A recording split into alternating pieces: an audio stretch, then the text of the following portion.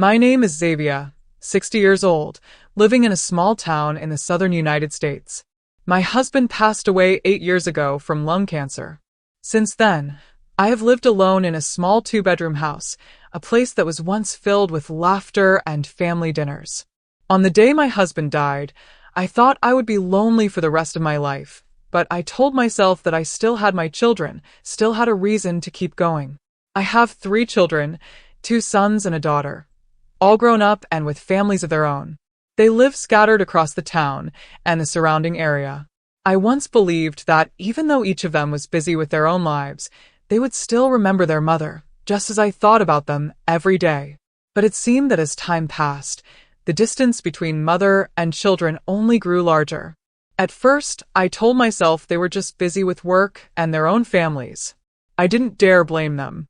But gradually, I realized that every time they stopped by my house, it was usually to ask for something, picking up the grandchildren, cooking, or watching the house.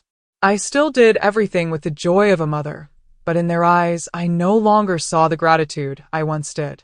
Instead, there were sometimes sighs and words that pierced my heart. One weekend evening, all 3 came home for dinner. I prepared a table full of food, the dishes they had loved since childhood. Just as I finished setting the table, my eldest son walked into the kitchen, glanced around, and shook his head. "Why do you cook so much again? Mom, is staying in the kitchen all you know how to do?" Those words echoed in front of everyone. I stood frozen, the spoon in my hand trembling slightly. I heard the mocking laugh mixed with the clicking tongue of my youngest son. "That's right. What else can Mom even do besides eat and cook?" The atmosphere at the dinner table froze. I could hear my own heartbeat. The words, "all you know how to do is eat," felt like a knife striking at my dignity. I looked at my children, the ones I had once carried and raised, and couldn't say a word. They kept eating and chatting half-heartedly, none of them noticing that their mother was sitting silently in the corner of the table. I quickly swallowed a few spoonfuls of rice, forcing a faint smile to ease the tension. But inside, every word my children had spoken still echoed painfully. I wondered when I had become a burden in their eyes. I had spent my entire life working, saving, and raising them to become good people. Yet now, in the house that was once filled with happiness, I felt small and unnecessary. That night, after they left, I sat alone in the living room. The house felt so vast and quiet that I could hear the ticking of the clock on the wall. I looked around. Every family photo, every decoration reminded me of the days when I believed this house would always be a place of togetherness. But now, it only reminded me that I was living alone, and perhaps, in my children's eyes, I was no longer important. I stayed awake the entire night. I thought about every word my children had said. I thought about the rest of my life. And then a strange thought appeared, something I had never considered in all my 60 years. What if I left? What if I started a different life? I didn't tell anyone, but deep down, I knew I was standing at a crossroads. One path would lead me away from hurtful words and disdainful glances. After that night, I began to see everything around me differently. Each morning when I woke up, the house looked the same as it had for decades, but inside me, everything had changed. I no longer felt this was a place to return to. It felt like an empty shell, and I was merely occupying space in my own life. I quietly started putting everything in order. I opened the old boxes of documents stored in the attic, savings books, the house deed, and faded family photos.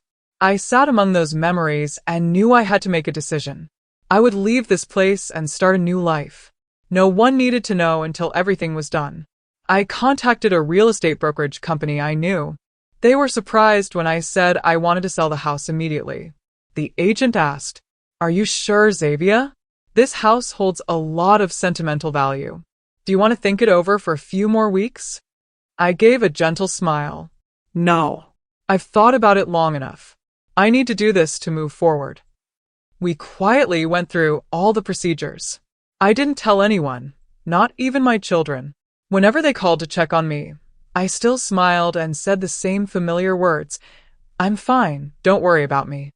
They had no idea that the house once filled with memories was slowly becoming someone else's. 3 weeks later, the house was sold for a higher price than expected. Holding the cashier's check in my hand, I felt both empty and relieved. Part of me hurt because I had to let go of the place that held my entire life, but the other part knew I had just freed myself from those condescending looks. I moved to a small town nearly 100 miles away and temporarily rented a small apartment to start over.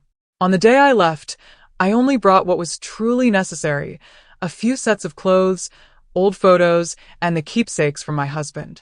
I locked the door for the last time, my hand trembling, then took a deep breath and walked away. The first days in the new place weren't easy. I was used to the laughter of my grandchildren, used to the feeling of having relatives drop by unexpectedly. Here, everything was unfamiliar, but I learned to accept the quiet. I started attending community classes for seniors, advanced cooking classes, basic investment classes, and courses about property law. I realized I had never truly spent time on myself in all those decades. Those hours of learning made me clearer, stronger. I used part of the money from selling the house to invest safely in a small fund and kept the rest in a savings account. I knew I needed a plan for the future.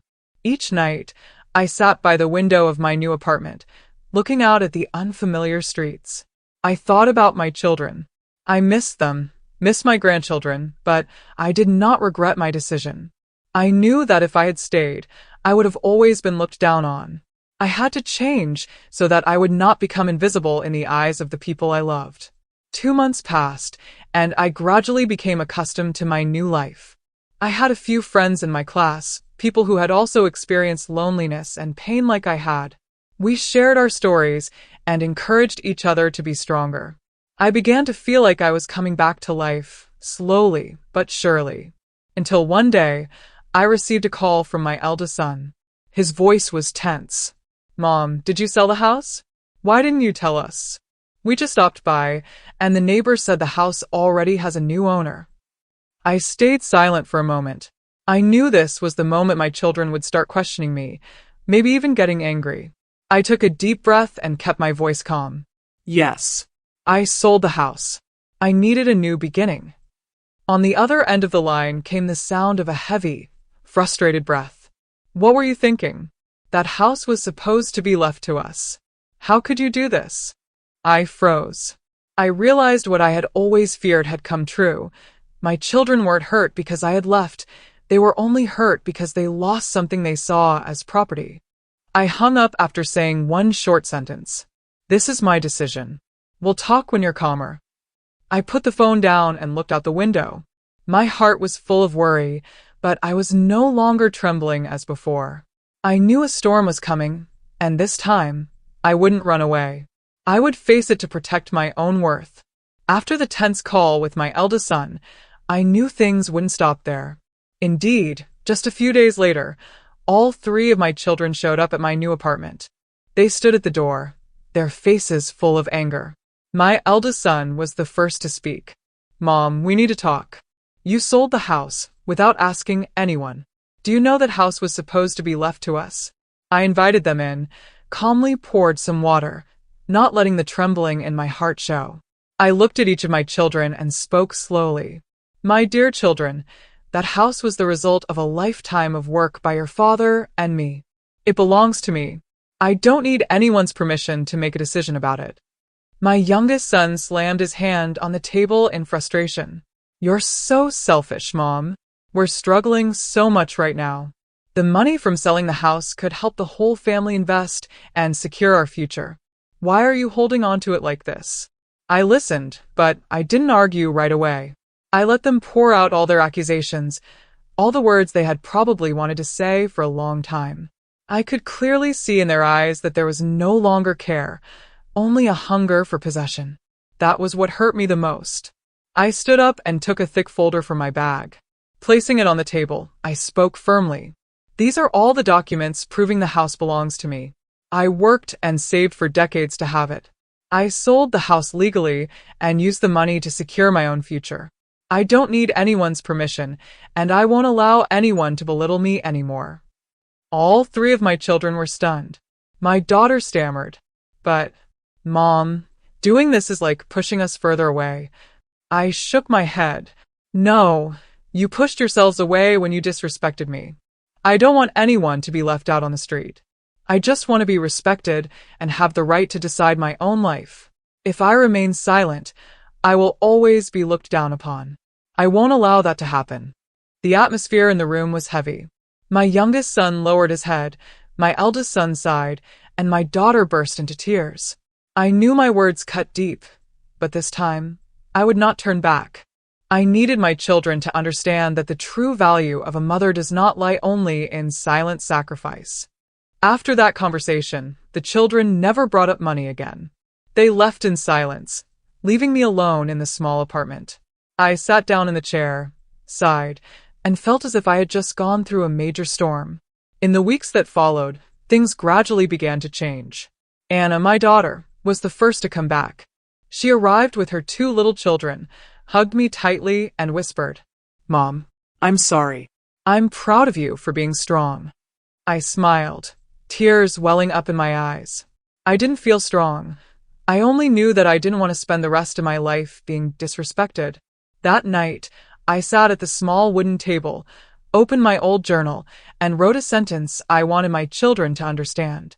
We cannot force others to value us, but we can stand up and protect our own worth.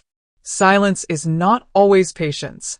Sometimes, silence is to prepare for the right moment to fight back. I closed the journal and looked out the window where the sunset was falling.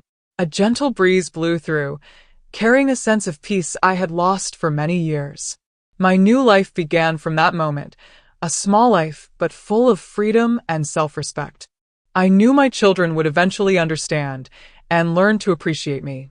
But no matter what, I had already regained the most important thing, my own worth.